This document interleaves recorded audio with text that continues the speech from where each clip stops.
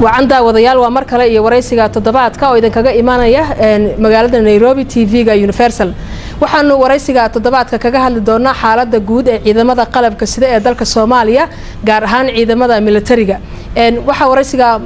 تضبعت كمرتي إنه سياسي سلاد علي جالة وأنا نسكو عصبين ما أنت وحنو كجا هالدورنا ما دام وسير كي جاشان دقة وها وحيل كان أنا كو عصبين سيدا كلا إذا ماذا ميلتريجا وكمل ها وكتر سلكوي لباتنات waxaan jeclaan lahaa ku soo dhaw marka hore TV-ga Universal marka xigana salaado hadii laga hadlo ciidamada dalka Soomaaliya dadka waxa ugu badan ay xasuustaan ciidankii militariga qaranka ee lahaan jirnay xilligii dawladda dhexe ee Allah u naxariistay xukuumadii Maxamed Siyaad Barre maxaa haysta in ciidamada militarigu ay noqdaan ciidankii shalay su'aasha ku saabsan ciidan ka Soomaaliya oo militariga sidii laga filayo muxuu ahaa waaye maxaasaq sidoo sayha hadda markii la yiraahdo runtii ciidan ma fududa sidii uu ku dhismo dawladnimada haddaad maqasho sideedaba waa markii aad ciidan haysato ciidankaas oo marka xuduudaha ilaalin kara oo dalka nabadgelyadiisa territoriyada dhan ku hana kara oo gacanta soo gelin kara marka runtii hadee ciidamadu wili ma aynan dhismin hase ahaatee dariiqii ay ku dhismaayeen ayaa lagu socdaa hase ahaatee waxa mar walba wiiqaaya waxa waaye argagixisada ayaa marka walba dhiig bax ku haysa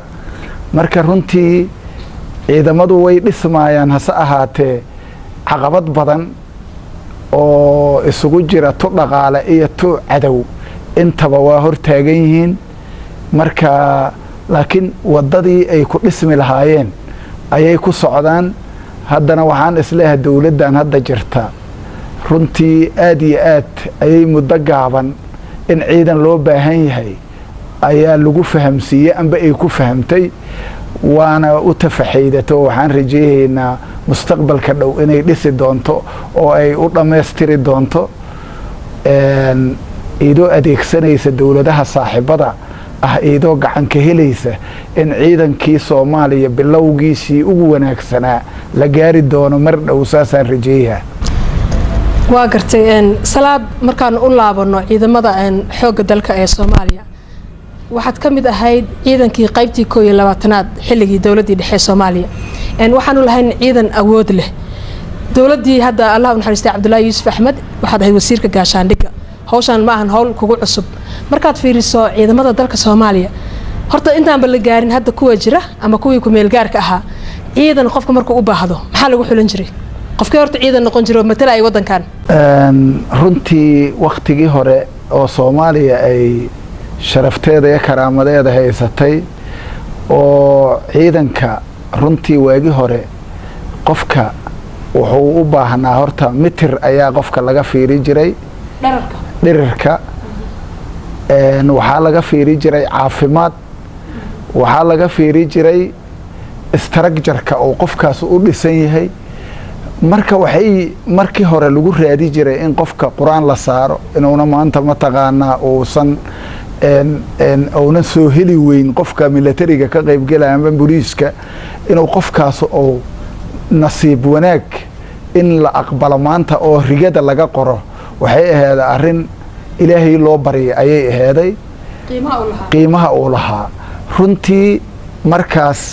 مركا هذا ولا جسوا جدبو هذا حالات وحالة جلي صوماليا مركا بربركي كدب وحي نقطة مركا جانتار رجاني نقطي قيمه وأسكري جلهانا هذا ما يلكريو وقت جهره وحاله استعمال جري عدوجه دفاعه شرفية كرامه كل هاي هذا مركا جوده بربركي مركو يميد مركا وحين نقطة مركا إنه بوليسكي شغالي أولها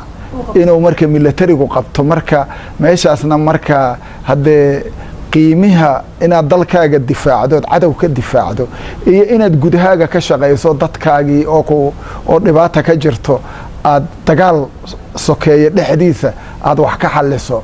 لبا قطبو كلا دوان واي marka runtii argagixisada ayaasa u sababa inay mataqaana ciidankii oo sidii la rabay oo ku soo laabo waayo ciidanna wuxuu ahaa haddee waxa ugu karaamada badan dowladnimo oo dhan haddaad aragtana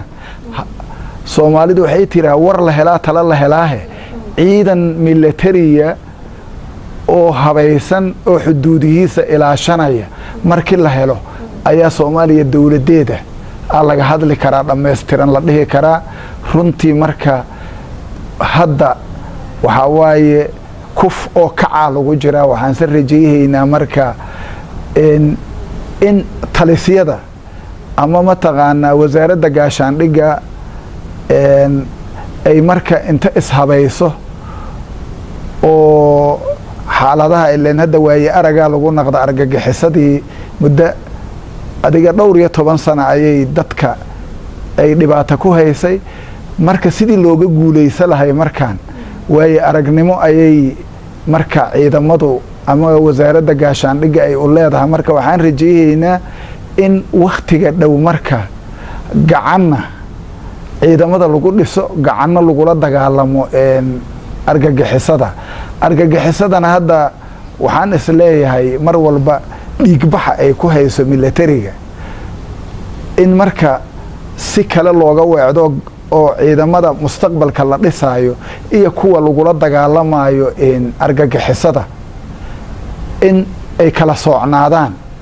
waaye haddii ciidamada inta tababar laga keeno ay markaasi dagaal hore laga geliyo iyagoon markaas mataqaana aan jawiga la qabsan waxaa ka fiican marka in lagula dagaalamo maleeshiya kale in laga horgeeyo salaad waxaad sheegtay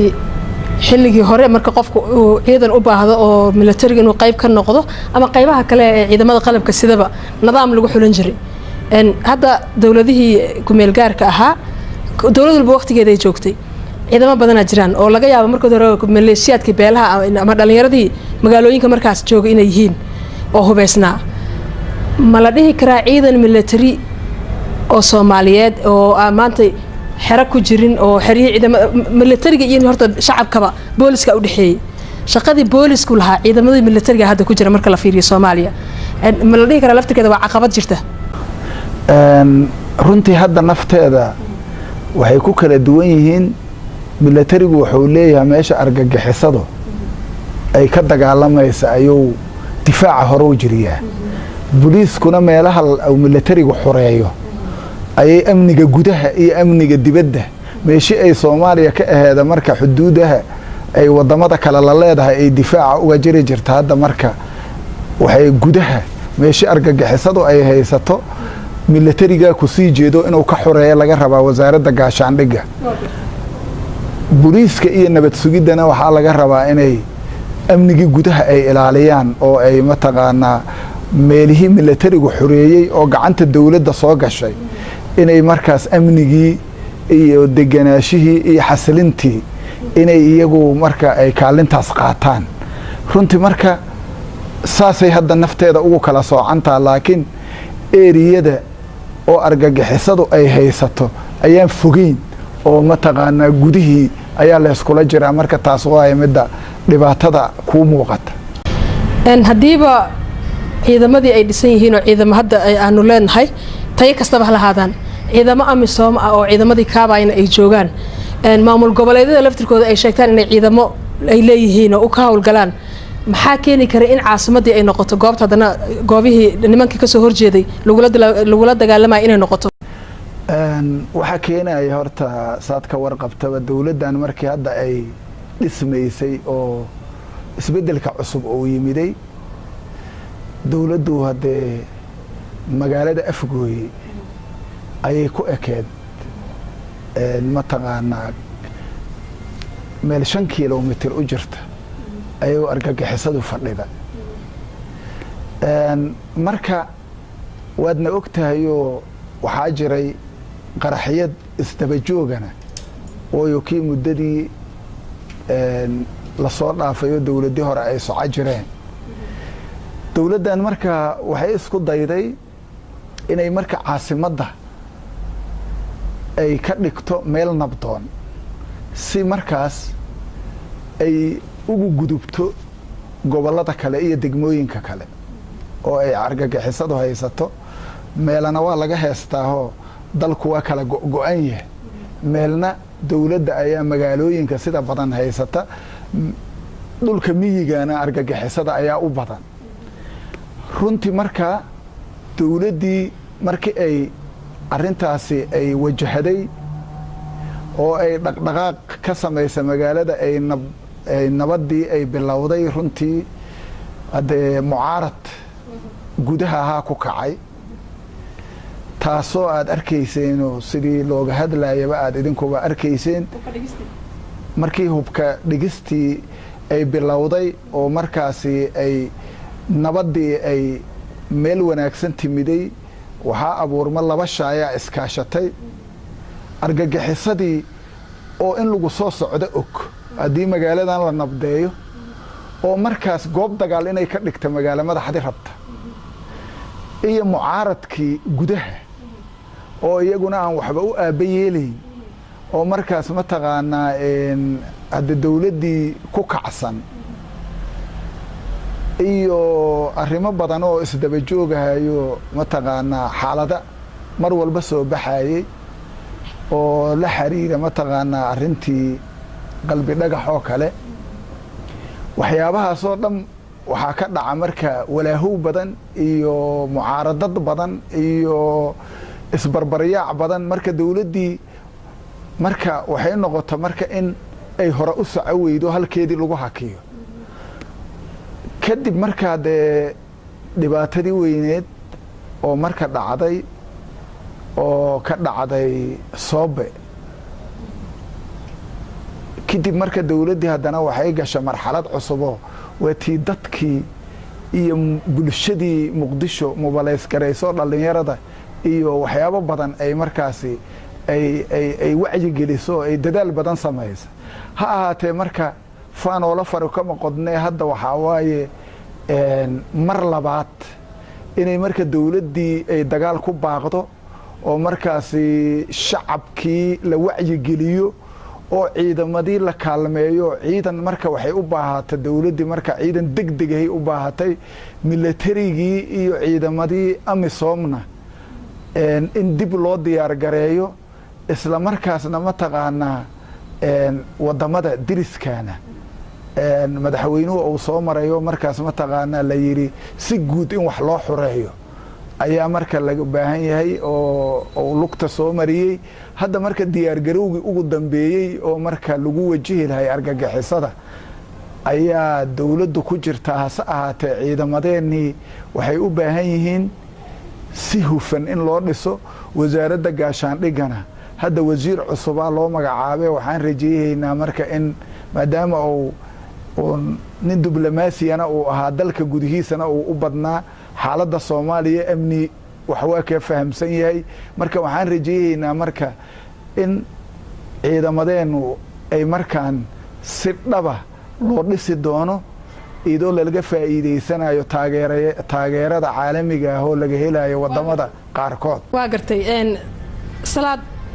ciidan baad ahayd wasiirkii gaashaandhigaad ahayd dowladdii Allah naxariistay Cabdullaahi Yuusuf Axmed ciidamada qaranka Soomaaliya gaar ahaan ciidamada militariga marka la yiraahdo horta imisa ciidan aan leenahay inkastoo dowladii ku meel gaarka wax dhimanayay wax la kordhinay bay leeyihiin oo maamul goboleedaha xataa ciidamo leeyihiin runtii hadda ciidamada oo wasaaradda gaashaandhiga hoos taga barlamaankii 2007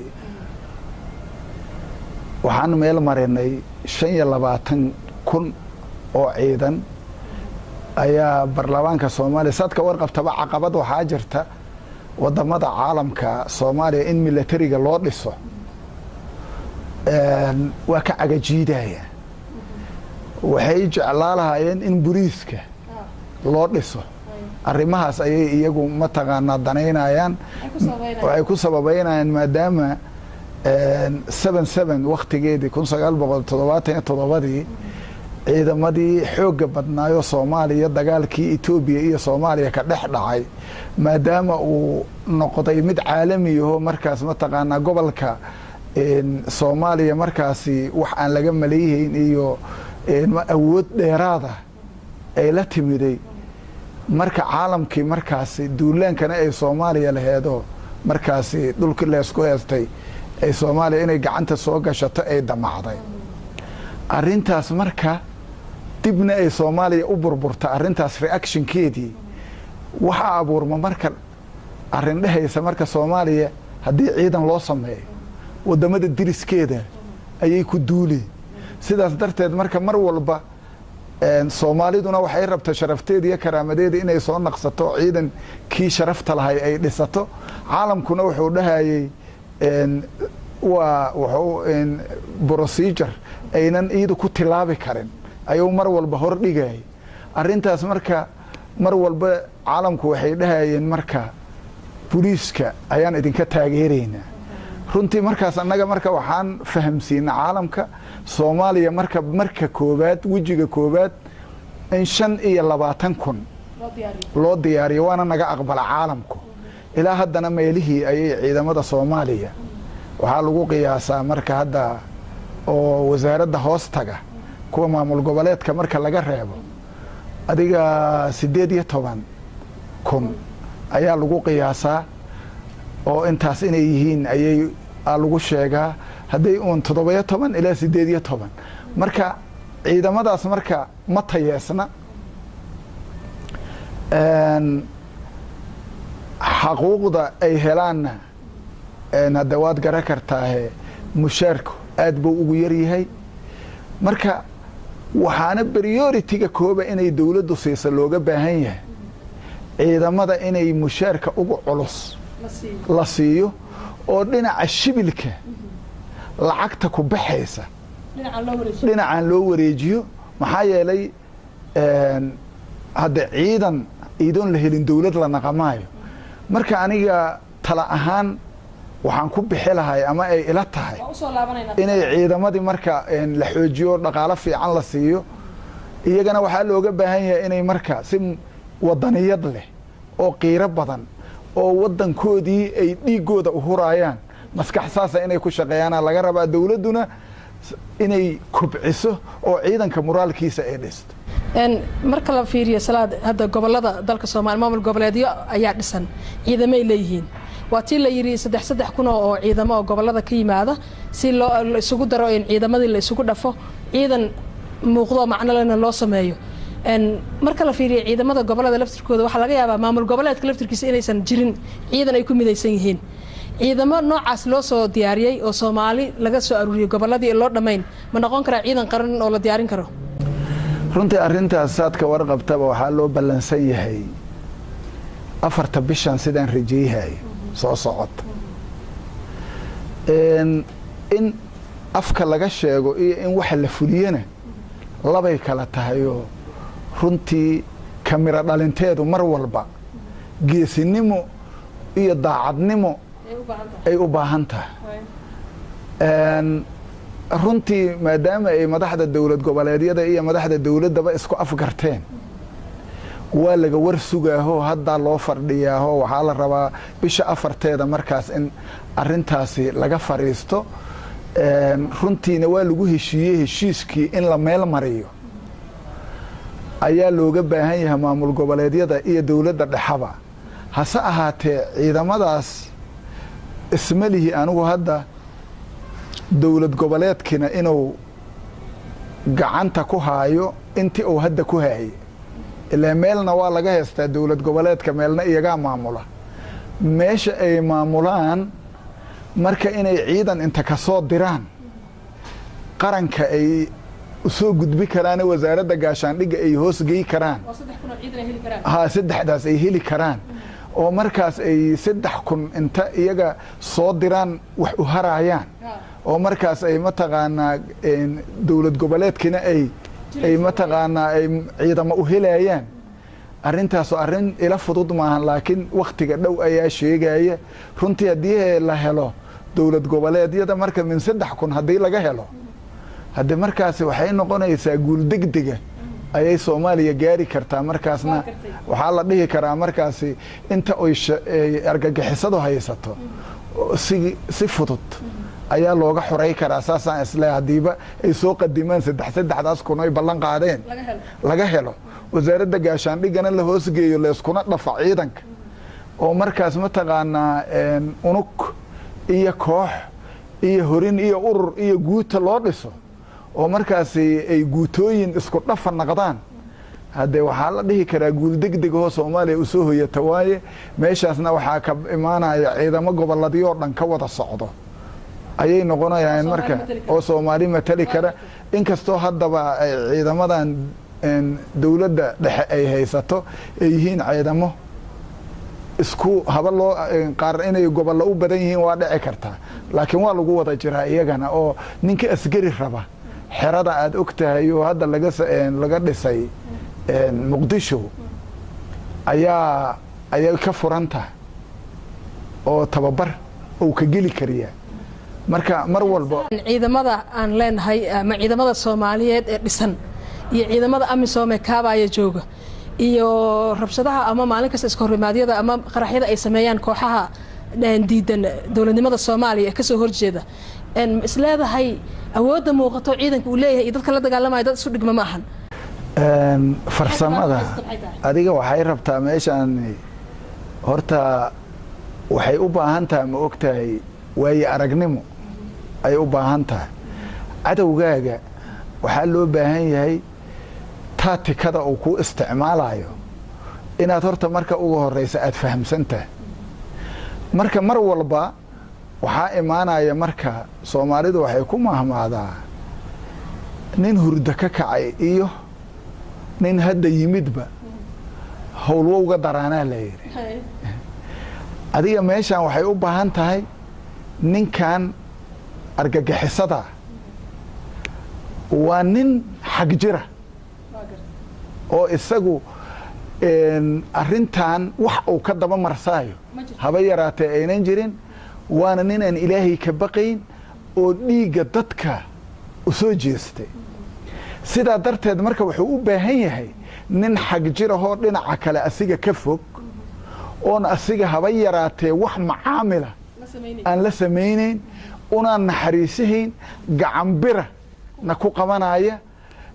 inuu ka adkaado na mataqaanaa ay u tahay mataqaanaa habeenya maalin u soo jeeday oo markaasi aan seexahayn oo aan hurdayn oon cawayo maalinba asigaas ku shuqloon oo goobtuu jooga kula diriraya maxaa yeelay ninkani haddii uu relaxi ku helo goobta oo isagu saldhigga ku leeyahay haddaan loogu tegayn adiga uu kugu soo maqan yahay marka jaanis oo adiga kugu soo aado in loo diiday u baahan tahay marka mar walba marka waxaa imaanaysa marka dadkii inay la diriraan ku habboonay oo mar walba mataqaanaa iyaga waxay yihiin ogaay jaanis uma helin weli inay mataqaanaa ay shaqadan qabtaan hase ahaatee waxaan isleeyahay deb ku gubtaa deyba ka leexdaa la yidhi Soomaalidu saasay ku mahmaada dawladdan hadda waxaa la tusay cadowtinimada shacabka loo qabo waa la tusay indhaheeday ku aragta ilaa 400 qofood hal maalin la dilay waxaa waaye dadkaas oo ay caruur ku jirto oo ay waayeel ku jiro haween ku jiro markaas dawladdu waxaa waaye waa aragtay waa la tusiyey wax ay iidu markaas marka ugu horeysa ay isdhihi laheeday dadkan ama loo gacan haatiya oo lagu soo dabaalaan qab dib u heshiisiin haddii ay ku jiri laheed waa aragta marka inaan loo dul qaadan karin oo shacabkeedii lagu hor leeyahayo waxaan isleeyahay marka sida ay uga jawaabto oo ay u cila dhaamisay dawladdu ileen 14 saasay ahaydaan jecelahay October wixii ka dambeeyay dawladdu waxna ma hakran waa cila dhaansatay gudahana waa mubalays garayso waa wacyi gelisa shacabkii waadna arkaysa inay dhalinyaro isqoreen oo ay diyaar garoobeen inay ka qayb galaan maleeshiyooyinka deegaanadana inay diyaariso waa ka rajeeyaynaa oo iyadana waa ku tala jirtaa marka si huwana sida Ciraaqba magaalada Mursal loogu duulay in loogu duuli doono oo tilaab wada jira oo laga qaadi doono oo heer gobol iyo heer qaranba ah iyo heer gobolba marka la fiiriyo ciidamada jooga ee militariga hadda dhisan kuwa amisom oo kaabaya iyo xoogaga shabaabka ka soo horjeeda awoodooda intay la eg tahay wali waxbaad moodaa inay meel weysadu iska qaban laadahay nooc kastaba ha ahaato hadda wasiirkii gaashaandhiga la magacaabo taliyaashii wali waa dhiman yihiin dowladda laftirkeeda dagaal ay iclaamisay iyadoon diyaarsanayn ma la dhihi karaa fursadaha ay ka faa'iidaysteen xataa gaabkaasaa jira oo dowladdu way degdegaysay ciidan inay dowladdu dhisto markay ku fikirto waxay u baahan tahay ciidanka markuu tababarka ka soo baxo in meel la dejiyo inuu nasto inuu mataqaanaa uu la qabsado jawiga xaaladda iyo deegaanka kabacdi ayaa la howlgeli karaa marka hadda ciidamada Soomaaliya markay soo baxaanba dagaalaha hore laga geliyaa guutaa soo baxaysa guutadii dagaalay gele idoon marka iidii aan mataqaanaa jawigi la qabsan oo aan mataqaanaa aan nasan ayaa marka qaarna waa dhima qaarna waa dhaawacma markay taasi timaado marka moraal xumo ayay la kulmaayaan waxay u baahan tahay marka oo aniga aan fikrad ahaana aan rabaa inaan warbaahinta aan mataqaanaa u marsiiyo si tala ahaanana marar badan oo la sheekaystay aan mataqaanaa aniga ay ila tahay in maleeshiya lagula dirira maleeshiyada argagixisada khibrad ciidanaad leedahay military aad ahayd dalkan Soomaaliyana mas'uuliyad badan aad ka soo qabato muddo dhex joogtay waxa la sheegay in loo baahan yahay in nimankan la iska qabto dawladdu dagaal bay ku baaqday ciidamada Soomaaliya dhaqaalaha mushaaric qaataan waa la soconaa kii dhaawacma waxa laga yaabaa in mararka qaarkood qofka ciidanka soo dhaawacmay uu familkiisa ku laabto oo culayska gurigiisa kula laabto shalay ciidamada waxa loo qoran jiray rabitaan iyo in qofka uu la kala doorto maantana maleeshiyadii timaaday ama ninkii dhalinyarada ay soo xilqaamay imaado ama ninkii qaranka inuu difaaca damco hadii la yiri taakulaynta ciidamada maalin dhibata la sameeyay ciidan noloshiisa la yiri xaraan ha lagu difaaco mislaadahay laftirkeeda moral jabay tahay runtii arinta oo taakulaynta ciidamada oo loogu yeeray shacabka Soomaaliyeed ama guddiga loo magacaabay guddi heer qaran loo magacaabay runtii waxa keenay oo hadda sida muuqata waa daruuf Soomaaliya ku cusub oo arinta burburka oo keenay ha ahaatee dawladda sideedaba waxay u baahan tahay inay looga baahan yahay ciidankeeda inay iyadu ay mushaar siiso mushaarkana waxay ka siisa kartaa wax kasta oo markaas ay priority-ga koobaad ay sii kartaa maxaa yeelay haddii ciidan ay dawladdu hesho oo amni ay hesho ciidanka markay hesho amniga abuurma amni markuu abuurmana dhaqaala abuurmaayo yaal bilowga kooba marka waxa muhiim ah wax allaala wixii la haayo in ciidamada la siiyo runtii hadda inay dawladdu tiraado shacabka ugu baaqdo waa uun mataqaanaa waxa la yiraahdaa Soomaalidu waxay tiraahdaa laako waxa loo genaaha la yiri dadka ugaaratada laba gamuun waxay ugaarta ugu ridayaan yaan neefku fakanin iyo fakanin ha hada waxa oo ay u cabaadayaan ciidanka waxa waaye si hala siiyo mushaar marka hasa ahaatee waxa la rabaa in wax kasta inta la iska jaro oo baahi loo diyaar garoobo in ciidanka wax la haayo iyo lagu maamulo oo iyaga ay jeebkooda ku dhacdo maxaa yeelay muddada ugu horeyso oo argagixisada laga taqalusaba dalku maalgelin oo hela dib u dhisaa imaanaya marka kooda hore waxa marka priority-ga kooba hal la fiican anigu ugu baaqaya ciidamada waaye ciidamadana waxa loo baahan yahay inay number ruma oo sax oo dagaalamaya oo la xaqiijiyay oo beeno ayna ku jirin oo tirada dhabta ah oo ay qaranku oo mataqaanaa taakulaynayo ama uu mushaar siinayo waa inay naqataa tira dhab ah oo markaas guutadu ay kooban tahay ururku uu tirsan yahay taliska ciidamada talisyada ciidamadu ay run ka sheegaan xafiiska ciidanku uu run ka sheego wasaaradda gaashaandhigu ay arintaasi dabagasho ee ay xaqiijiso waxa taagan numberkaani run ma yahay mase waa number magacuyaalahaa ku jira in arintaas marka mataqaanaa ay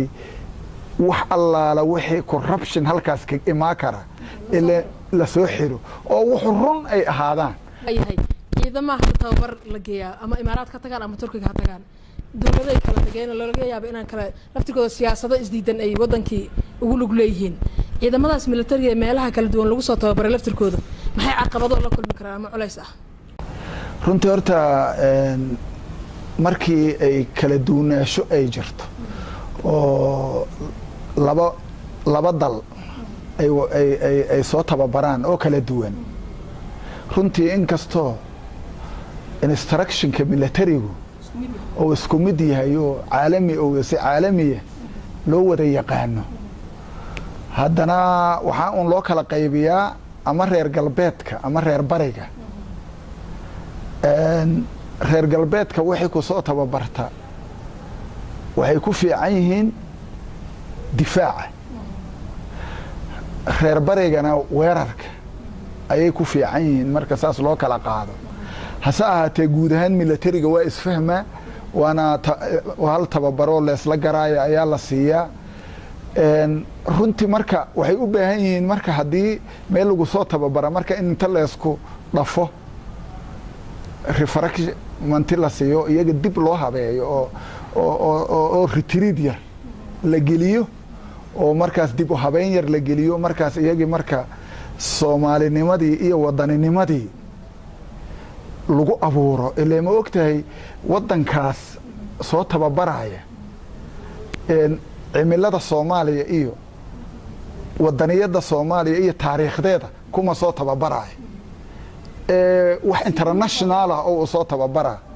muwaadinimada sideedaba diinta islaamka qabta ciidamada hadda marka aan ka hadlayno militariga oo kale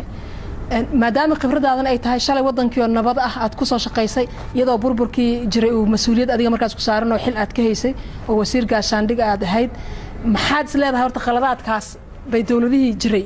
ilaa dawladan xasan sheekh ahaato sheekh shariif ahaato tii cabdullaahi yuusuf ahaato dhibaatooyinkaas oo 2 2 3 ah ayay ciidamadu markasta wajihi jireen oo u baahan in aad tala ka siiso ama wax laga qabto horta saadka warqabtaba maxaakiimtii islaamiga ahayd waxaan dhan oo argagixisada ahaa ku jira waa ishuwanaayeen dawladdaas oo ku meel gaarkaana waxaad ogeeday dawladdaasna oo madaxweyne cabdullaahi yuusuf ka ahaana warlord ka dhisa oo nimankii hogaamiye kooxeedyada haydaa dhisa marka kuwan iyo kuwan marka difference yaa u dhaxeeya kala aragti duunaasho dawladdaasna waxaa dhaxlay maxkamadihiyaa dhaxlay oo waatii dawladdii markaas sheekh shariif oo madaxweyne ka naqday xasan sheekh haddana waa sigii madaxweyne haddana naqday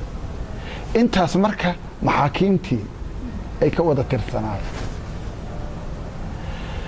kuwan marka argagixisada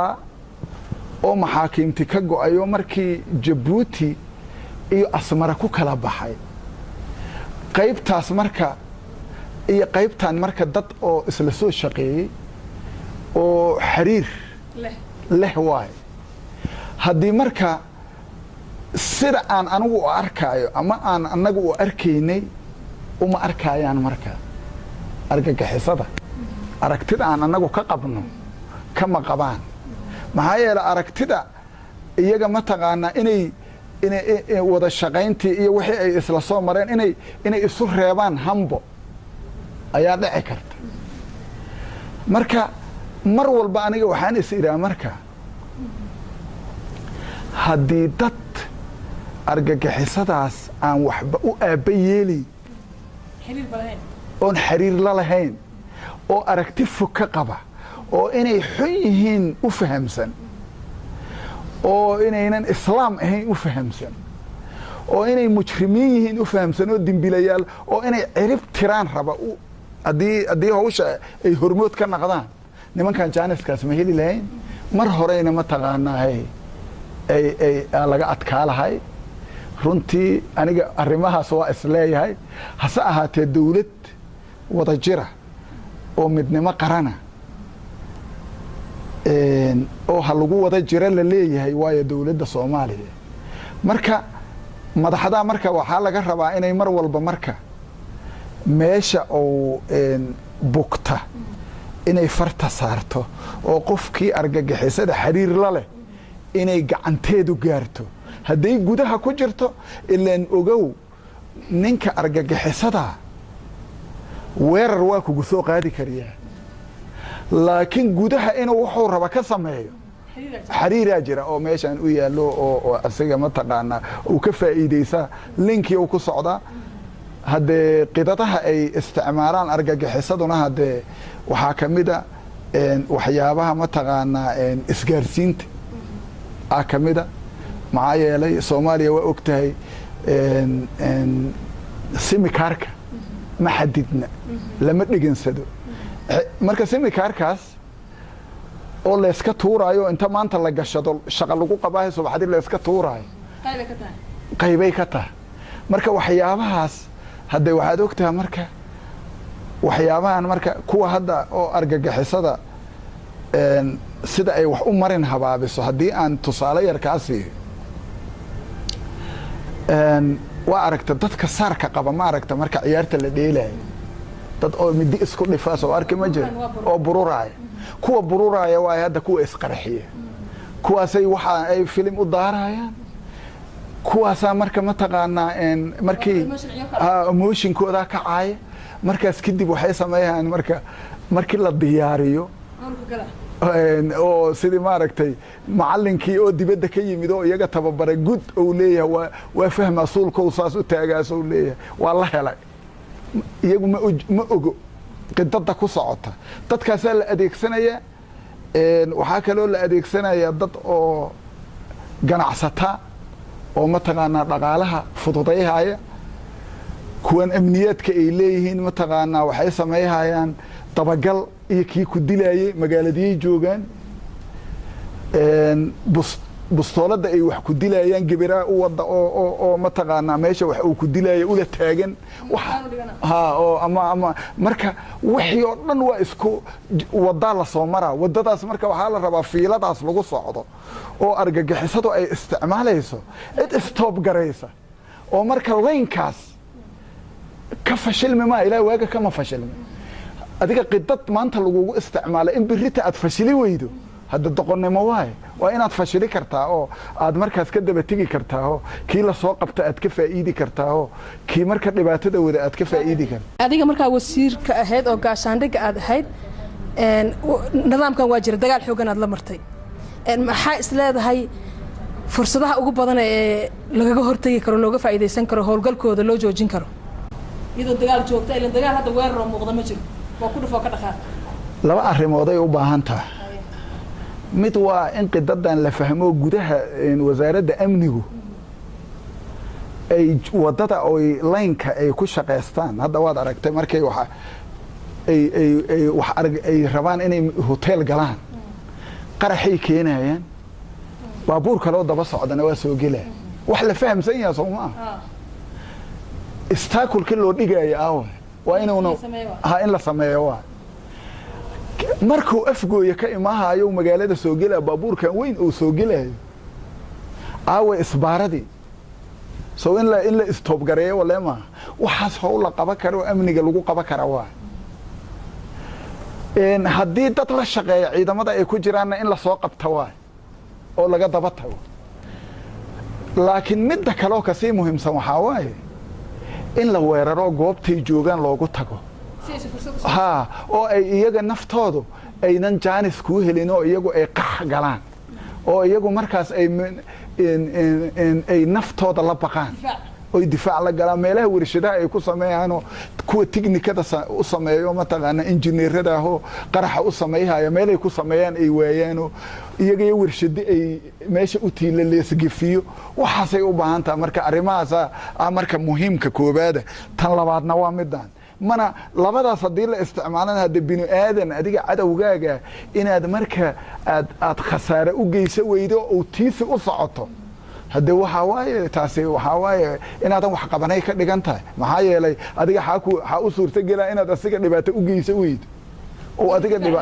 oo adigu difaac ku jirto taasi marka runtii hadda fara waaweyn dawladda wax looga dhigay iidina waa ila dhaansatay waxaan rajeeyaynaa marka bilaha soo socda in la ciribtiri doono oo arintaas ma taqaana la soo afjari doono saasaan rajeeyay salaado ugu dambeyntii siyaasiyad tahay wasiirad soo ahayd dawladihii ka horeeyay hadda dawladii ka horeysay kale xasan sheekh aadam mucaarad u ahayd hadda maxaafid xoog lahaa tahay maxaa shalay dareemayso maanta kuu baxay maxasana idin fahmi waayay dad badan oo sidaadoo kale u qaylin jiray waa aamusan yihiin xilal muuqdo maanta macno loo la siiyo hayaana ma lahan maxaa fursadaha dawladdan heshay maxay tahay xil maasa ka haysaa hadda adiga ku difaacaysid saadka warqabtaba dawladdii hore annaga waxaan ku tuhmaynay inay barbaarinayso argagixisada sideedaba iyadu waxa sheegato laakiin annaga inay daacad ka tahay ma u arkayn dawladdan laakiin hadda waxaan ku tuhmaynaa inay daacad ka tahay tabardar ha jirto laakiin niyad wanaagsan ayay wadataa qalbigooda nadiif waxaadna ka arkaysay oo cila dhaamayaan oo ay mataqaanaa ay u gubanayaan marka waxaan isleenahay marka mustaqbalka tii horena 4 sanaba ka fikiri ma hayni 4ta kale ay isu diyaarinayso tan hadda 4tan inay mataqaanaa wax qabato inay rabto ayaan anigu u arkaa hadda isbedelkii hadduu yimidana oo anagu markii hore aan isbedelkii aan ka shaqaynay oo inuu isbedel yimaado aan ka shaqaynay hadda inaan isbedelkii fursad la siiyo oo dawladdii hadda wili sanad uma dhammaane ay 2 sano jirsato oo iidi mataqaanaa ay waaye arag ay dhibaatooyinka iyo waxa jira ay iidi la qabsato oo ay mataqaanaa qorshe ay wadato ay mataqaanaa fuliso ilaa ma ogta qorshe inaad diyaarsatay kadib fulisay rabtaa sanadkii koobaada lagu jiraahay marka waxyaabihii ay diyaarinaysay marka sanadka kale inay ku fuliso oo la arka marka itaalkeeda oo fursad la siiyo saas ayaan mataqaanaa u taageeraynaa runtii haddee waxaana mataqaanaa inaan isbedelkii annagu inta keennay oo isbedelkii uu dhashay oo aan mataqaanaa isbedelkii aan ku faraxnay oo aad ogeeda shacabka Soomaaliyeed inay mataqaanaa ay sameeyeen mataqaanaa soo dhaweyn weyn ay sameeyeen oo ay in musmaar laga siibo kale ay u arkayeen arrintii marka waxaa la rabaa in laga miro dhaliye isla markii hadda in haddana mataqaanaa laga qayliyo oo isbedelkii gacan la sii waayo hadda waxay naqay qaran dumisay naqay waxayna no hadda xil ma haysaa xil aan loogeena magacawnayn ما أنا سيدي بقى هذا وح أو حلا أو عند ولد كهايو ما جرت لكن صاحب كي هو حوش جبريل الرمات أسطور كشغة أيا وحويري وحان ربا إنها جعن كجيسته الرمات أسطور كسيدي مركز أسيجاس ayaan marka mataqaanaa waxaan gacan ku siiyaa sidii dastuurka la taliya camal hase ahaatee wax habay yaraatee xaquuqa iyo wax si mutadawacnimo ayaan ula shaqeeyaa runtiina muhiimadu ma ahan in oo aad shaqada aad dan u gasho muhiimadu waxaa waaye dalkaaga iyo dadkaaga iyo diintaada inaad badbaadiso muwaadinimadii iyo odatinimadii iyo wixii lagaaga baahnayna inaad mataqaanaa adiga kaalintaada ayna ka maqnaan runtii aniga markii horena saasaanu arkayay dowladdaanuna hadda in lala taliyo waa ogosha waa dhegeysa in lala talishay ogoshahay hase ahaatee markaad la talayso aniga xil iyo magacow aniga mataqaanaa saasa daada i yeelin anigu kaa yeeli ma waxaas waa laga fiican yahay laakiin ujeeddada ugu weyn oo aniga aan hadda aan dowladdaani in gacan lagu siiyo oo aan u arko dowladdan daacadnimaan ku tuhmaa daacadnimo aan ku tuhmaa waxaan u arkaa dowladdaani wax ay qaban karto inayna hagarsihin waxaan u arkaa inay mustaqbal wanaagsan ay abuuri doonto haddii jaanis la siiyo saasaan aniga u arkaa runtii haddee waxaadna arkaysaa inaynan hadda si kooxnima aynan u shaqayhayn oo kaliya xilalka waa la weyhaa qof kalaa imaanaya waxaad arkaysaa dad xilalkii laga qaaday dad xilalkii la soo gelinayo laakiin tii hore waa isla dhimaayeen haddiiba hebel xilka laga qaadayo oo hebel ninka la yidhaahdo haddii xilkaba oo weyhayo anna aan waayo kooxdaydii waaye aniga igu urur yahay isku kooxaan nahay mana ogoli in la bedelo haddii aad adiga ra-iisul wasaare bedelayso hebelna hebel adaa horta baxaaya ayaa ka dhala jirta hadda dowladdaani waa isla socotaa madaxweyniye ra-iisul wasaariye guddoomiyihii baarlamaanka isla shaqaynaya waa wada socdaan cidna xilay weyhe cidna xil waa lagu soo kordhiya mar walbana waxay noqonaysaa dhacdooyinka iyo sida qofka uu waajibkiisa u guto ayay marka mar walba uga turjumayo waxaad arkaysaa qofka guuldarro keena inuu xilka weyyahay adiga misaalahan xilaad haysaa meeshaad yaa dhibaata ka timid waa ku saameeyay fursadaha heli jireen mucaaradka xilliyadii hore ra'iisul wasaaraha iyo madaxweynaha oo laba tiim ku kala safan haddee number 1 ba waxaa kooba dowladdu hadday kala socoto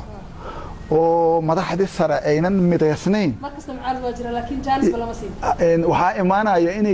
inay markaas ay ra'iisul wasaare uu baxayo amba madaxweyne impeachment laga keeno ama gudoomiye baarlamaan la keeno mar walba mashquulkaas ayaa lagu jiraa